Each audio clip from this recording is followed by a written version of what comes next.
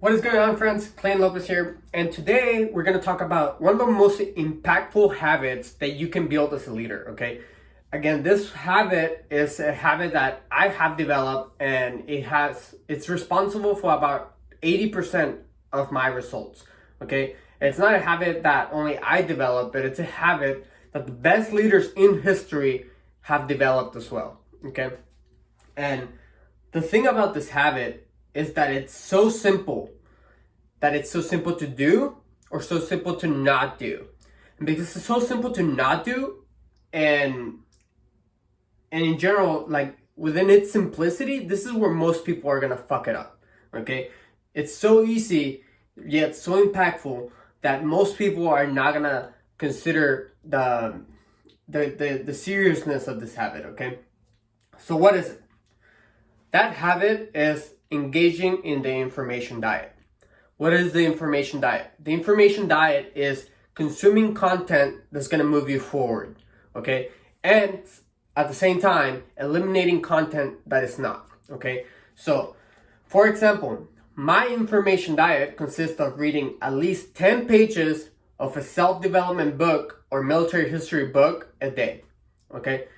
In addition to these 10 pages, sometimes I do Audible, sometimes I do podcasts, but at the very least, I consume 10 pages a day, okay?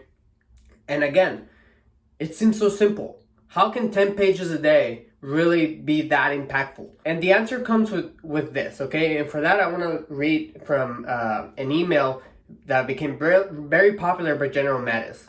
And it goes like this. The problem with being too busy to read is that you learn by experience or by your men's experience, i.e., the hard way.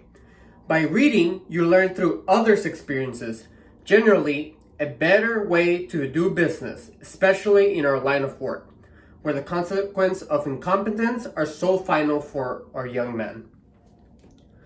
So in that quote, what General Mattis is trying to say is that sure, if you decide not to read, your decision and your experience is going to come at your Marines' lives, okay? In order for you to learn something, you're going to have to sacrifice Marines, okay? That's a very high cost to learn something.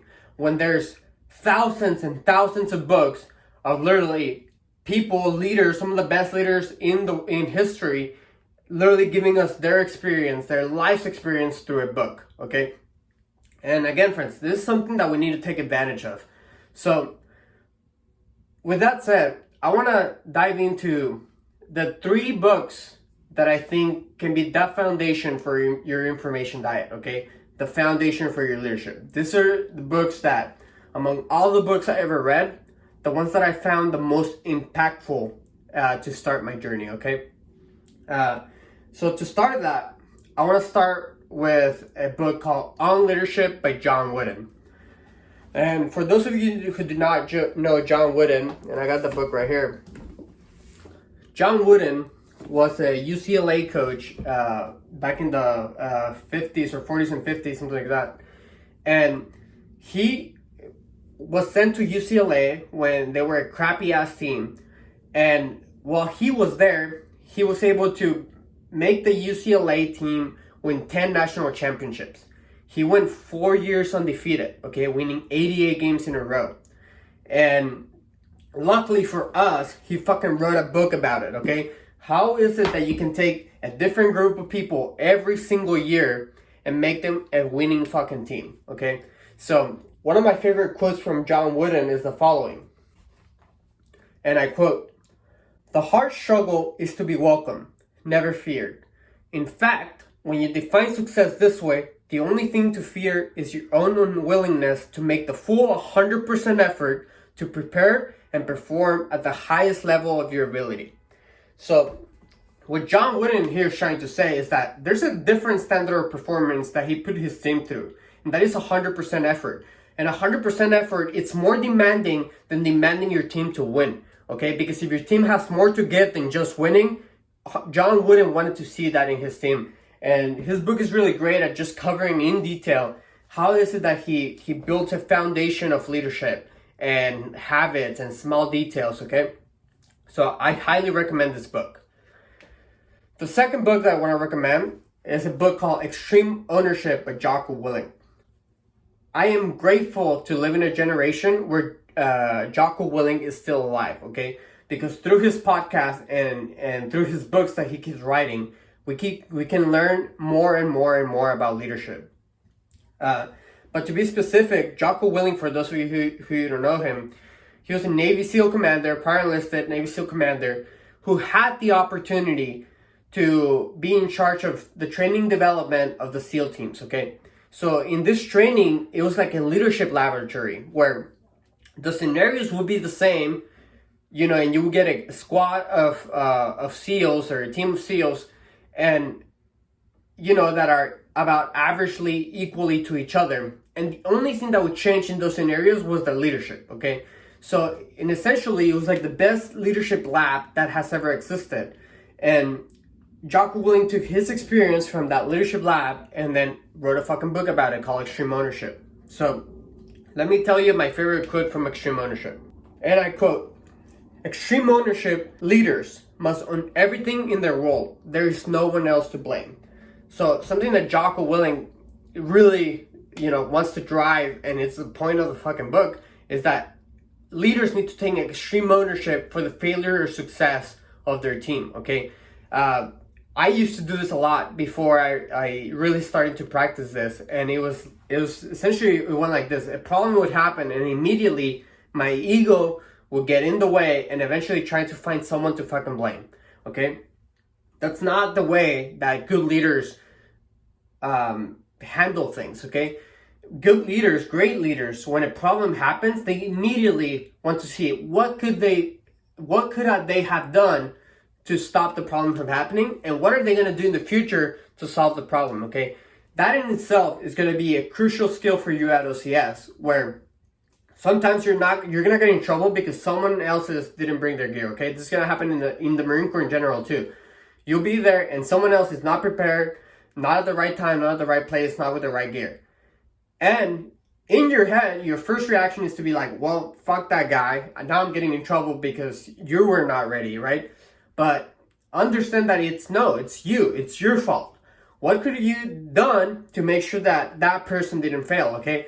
Do you needed to have a conversation with him, maybe study with him at night, or train with him, or do an inspection to make sure that he did have his gear, okay?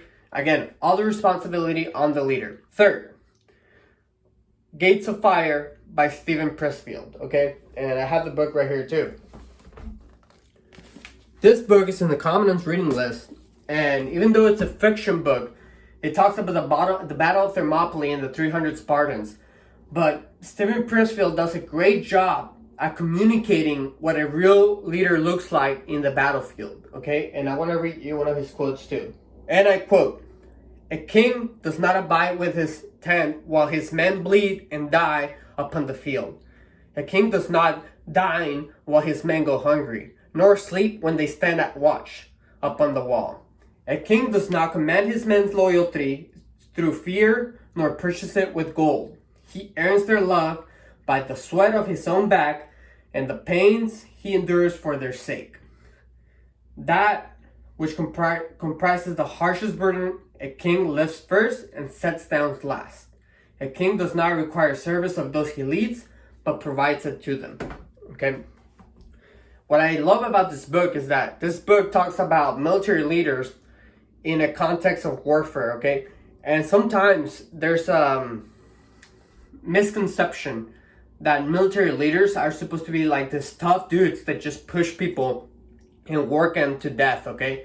And that's not the case, okay? This book takes a different approach in which he describes the Spartan officers as being like ruthless leaders, but very kind to their peers and to the people they were leading, okay? They were ruthless to the enemy, ruthless in sacrificing, but very, very kind when it came to their own, okay? And that's why I love this book, because it really does describe what leadership feels like when you're in the military, okay? Yes, you're expected to be tough, but that toughness you're not expected to take it up upon your people, okay? So, again, friends, this one habit, reading 10 pages a day, it's very easy to not do. It's very easy to do. And you might not believe me when I tell you that it's going to be one of the most impactful habits that you can build as leaders, okay?